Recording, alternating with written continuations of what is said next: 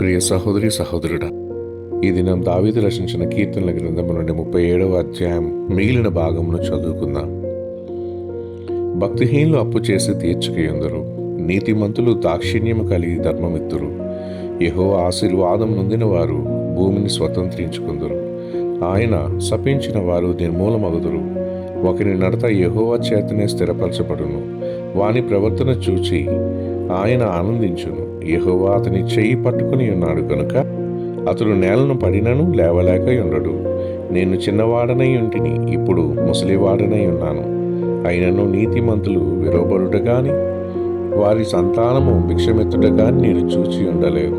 దినమెల్లా వారు దయాళురై అప్పు ఇచ్చుచుందరు. వారు సంతానపు వారు ఆశీర్వదింపబడుదురు. కీడు చేయుట మాని మేలు చేయము, అప్పుడు నీవు నిత్యము నిలుచుదువు. ఎలయనగా యెహోవా న్యాయమును ప్రేమించువాడు, ఆయన తన భక్తులను విడువడు. వారెన్నటికీ కాపాడబడుదురు గాని భక్తిహీనుల సంతానము నిర్మూలమగును. నీతిమంతులు భూమిని స్వతంత్రించుకుందురు, వారు దానిలో నిత్యము నివసించెదరు. నీతిమంతుల నోరు జ్ఞానమును గూర్చి వచించును, వారి నాలుక న్యాయమును ప్రకటించును. వారి దేవుని ధర్మశాస్త్రము వారి హృదయములో ఉన్నది, వారి అడుగులు జారవు. భక్తిహీనులు నీతిమంతుల కొరకు పొంచియుండి వారిని చంపజూతురు. వారి చేతికి యెహోవా నీతిమంతులను అప్పగింపడు. వారు విమర్శకు వచ్చినప్పుడు ఆయన వారిని దోషులుగా ఎంచడు. యెహోవా కొరకు కనిపెట్టుకుని ఉండము, ఆయన మార్గమును అనుసరించము. భూమిని స్వతంత్రించుకున్నట్లు ఆయన నిన్ను హెచ్చించును. భక్తిహీనులు నిర్మూలము కాగా నీవు చూచెదవు. భక్తిహీనుడు ఎంతో ప్రబలియుండుట నేను చూచి ఉంటిని. అది మొలిచిన చోటనే విస్తరించిన చెట్టు వలె వాడు వర్ధిల్లియుండును.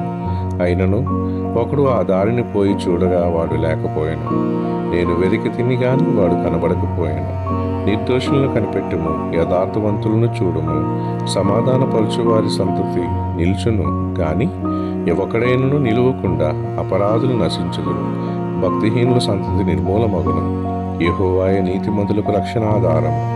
బాధ కలుగునప్పుడు ఆయనే వారికి ఆశ్రయదుర్గము. యెహోవా వారికి సహాయుడై వారిని రక్షించును. వారు యెహోవా శరణు చొచ్చి ఉన్నారు గనుక ఆయన భక్తిహీనుల చేతిలో నుండి వారిని విడిపించి రక్షించును. ఆమేన్.